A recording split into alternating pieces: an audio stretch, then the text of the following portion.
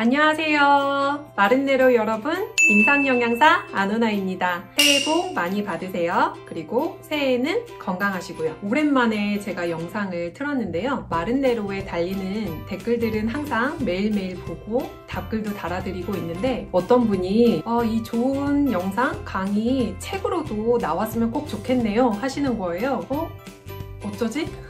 이미 책으로 작년에 나왔는데 제가 홍보를 안 했구나, 모르시고 계시구나, 이런 생각이 들었습니다. 유튜브에 있는 내용을 여러분들이 책으로 만나보실 수 있고, 그 책의 이름은 콩팥병 클리닉입니다. 책을 내게 된 이유는 어떤 분이 저희 영상을 보고 정지를 시켜놓고 받아 적으시고 정지시켜놓고 받아 적으시고 하신다는 분이 있어서 저런 수고를 조금 덜어드려야겠다 생각해서 저희가 그간에 있었던 내용들을 책으로 이렇게 엮게 됐고요. 그래서 여러분들 그 영상 다시 보고 싶은 것들 다 이렇게 갖고 싶으셨던 분들 이렇게 책으로 만나보실 수 있습니다. 콩팥병 클리닉이고요. 안에 알차게 내용이 담겨져 있고요. 그러면 앞으로 유튜브는 이렇게 책이 만들어졌으니까 유튜브 내용은 끝난 건가? 그렇진 않고요. 아직도 여러분들에게 알려주고 싶은 식이요법들이 많이 있습니다. 그런데 저희가 이 작년에는 주로 책 작업을 하다 보니까 책 작업도 하고 병원 업무도 해야 되고 하다 보니까 유튜브를 많이 업로드하지 못했습니다. 올해는 더 열심히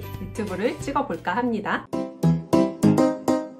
이번 시간에는 계란 고르는 방법, 그리고 콩팥병이 있을 때 어떻게 계란을 섭취하면 되는지 그걸 좀 알려드리도록 하겠습니다. 제가 얼마 전에 계란이 필요한데 계란이 뚝 떨어져가지고 편의점에서 급하게 계란을 사게 됐는데요. 보통 제가 고르는 계란이 있는데 그 계란이 편의점에는 없고 딱 한 종류밖에 없어서 어쩔 수 없이 산 계란이 바로 이 1등급난 계란입니다. 이 계란을 흉보려고 하는 거 아니고 그냥 여러분들에게 알려주고 싶었습니다. 우리 마른네로 가족들은 계란을 어떻게 고르고 있지? 계란을 고르는 방법을 알고 계시나? 좀 궁금하더라고요. 그래서 같이 오늘 이 정보 나눠보도록 하겠습니다. 여기 1등급 난이라고 적혀 있는데요. 이 계란에 등급이 있는 거는 품질 등급을 말합니다. 계란이 등급 판정을 하는데 이거는 필수 과정은 아니고요. 신청한 계란에 한해서 등급을 판정받을 수 있습니다. 달걀 속에 이물질이 들었는지 확인도 하고요. 달걀의 흰자 높이도 재고요. 그래서 계란의 품질이 높다 싶으면 높은 등급을 받을 수 있게 됩니다. 근데 이 이물질이 있는지도 확인을 하기 때문에 계란을 세척하게 되는데요. 높은 등급을 받기 위해서요. 닭이 계란을 낳을 때 큐티클이라는 것을 형성이 되는데 이건 천연 보호막이랑 같거든요. 그래서 각종 세균의 침투를 막아주는데 높은 등급을 받다 보니까 세척을 이걸 해버리는 거죠. 그래서 좋은 등급을 받은 계란이 살짝 저는 좀 의심스럽습니다. 좋은 계란이 맞을까? 좋은 등급을 받기는 했지만 그런 생각이 들기도 하고, 유럽식품안정청에서는 달걀 세척은 항균 기능이 있어 박테리아 침투를 막기 때문에 효과적으로 박테리아를 차단하는 이 큐티클을 세척하지 말아라 라고 하고 있고, 미국 같은 경우에는 세척을 할 경우에 냉장 운반, 그다음에 냉장 보관을 엄격히 관리하고 있습니다. 등급제를 선호하지는 않습니다, 저는. 그래서 먹기 직전에 잘 세척해서 또 드시면 되고요. 저는 이 등급제보다는 내가 먹는 달걀이 좀 스트레스가 없는 상황에서 낳은 달걀이면 좀 좋지 않나 라는 생각을 합니다.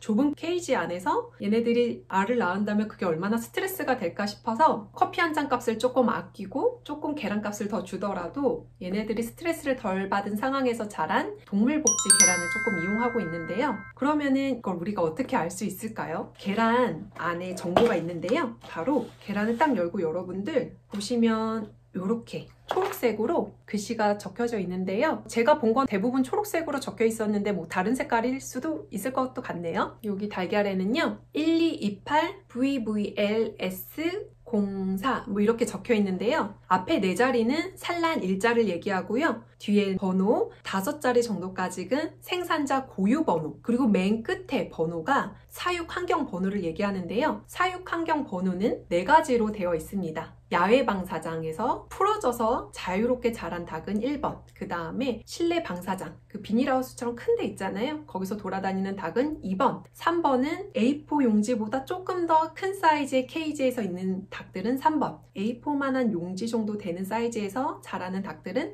4번의 번호를 부여받게 됩니다. 그런데 여러분, 달걀에 1번이 써 있을지 2번이 써 있을지 3번이 써 있을지 4번이 써 있을지 케이스를 열기 전까지는 몇 번인지 알 수가 없는데요. 그래서 우리가 추측을 해야 합니다.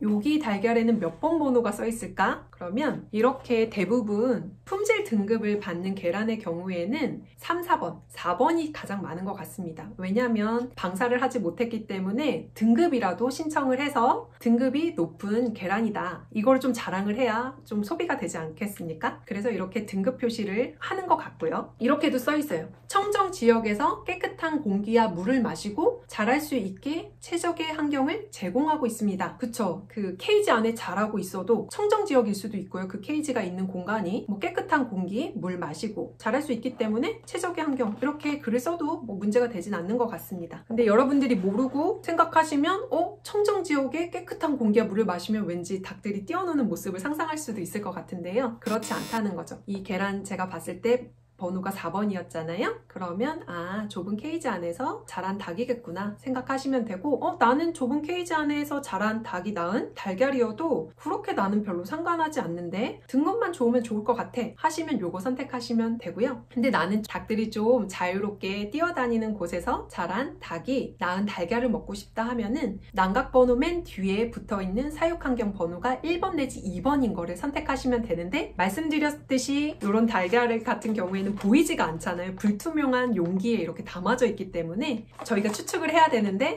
알기 쉬운 것은 대부분 그런 닭들은 동물복지라는 이름이 적혀 있습니다. 그러니까 여러분들은 1, 2번 사육환경, 자유방사나 실내 방사에서 자란 닭의 달걀을 먹고 싶다 하시는 분들은 동물복지 마크를 보시면은 그렇게 선택하시면 될 것 같습니다. 자, 그러면 달걀 중에서 유기농 달걀은 닭이 유기농일까요? 닭은 유기농일 수가 없잖아요. 이 유기농이란 말은 언제 붙일 수 있냐면요, 닭이 GMO 사료를 먹지 않고 순수 유기농 사료를 먹었을 때 우리가 유기농이란 말을 붙일 수 있습니다. 그러니까 유기농은 닭하고 관련된 게 아니라 닭이 먹는 사료가 어떤 사료인지에 따라서 유기농 이렇게 붙일 수 있는 거죠. 유기농, 사료를 먹었다는 뜻이고 이렇게 유기농이라고 적혀 있습니다. 그런데 어떤 환경에서 자랐는지 제가 한번 열어보도록 하겠습니다. 이렇게 써 있고요. 제가 읽어볼게요. 0106 PAXDT02 이렇게 써 있는데요. 1월 6일 산란했다는 뜻이고요. 생산자 고유번호가 PA 이렇게 시작한다는 거고요. 맨 끝에 숫자 2가 적혀 있잖아요. 그러면 실내에서 방사되어 있는 사육환경이었다라고 우리가 해석할 수 있습니다. 선택은 여러분들이 하시는 건데요. 알고 선택하면 좀 더 좋을 것 같습니다. 나는 품질 등급에 좀 포커스를 맞추겠다, 아니면은 나는 좀 동물복지에 이렇게 맞추겠다 하시면 여러분들이 어떤 계란을 선택하실지 감을 잡으실 수 있을 것 같습니다. 그런데 참고로 난각의 맨 끝에 사육환경 번호가 1, 2번이 적혀 있는 계란의 경우에는 동물복지 이렇게 마크가 많이 있는데요. 그런 경우에는 따로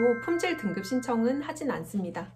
이게 등급을 받는 게 필수는 아니기 때문에 여러분들이 이 등급이 없다고 해서 등급이 낮은 계란이다 라고 생각은 안 하셔도 된다는 겁니다. 그래서 여러분들 원하시는 거 선택하시면 되겠습니다. 우리가 콩팥병이 있을 때 인 조절을 엄격하게 하고 있는데요. 콩팥병이 있다고 해서 인 섭취율이 좀 더 낮춰져 있거나 그렇진 않습니다. 일반인과 콩팥병이 먹어야 되는 하루 인의 섭취량은 동일한데요. 근데 무엇보다도 엄격하게 하는 것이 콩팥병이 있을 때입니다. 왜냐하면 인의 배출이 잘 안 되기 때문에 우리가 좀 더 먹는 거에서 조절을 해서 먹어야 될 텐데요. 계란의 경우에는 노른자에 인이 굉장히 많이 있습니다. 농진청 자료에 보면 가식부 100g에 계란 노른자에 들어있는 인이 500mg 정도 되는데요. 보통 우리가 하루에 600에서 800, 문헌에 따라 좀 다르지만 800에서 1000, 1000까지를 기준으로 봤을 때 100g에 500 정도면 굉장히 높은 인을 갖고 있다고 볼 수 있겠죠. 그렇지만 우리가 계란 한 개 무게가 한 50g이라고 따졌을 때 계란 한 개당 갖고 있는 노른자의 인은 대략 한 75g 정도 되는데요. 우리가 흰밥을 먹었을 때 한 공기에 들어오는 인이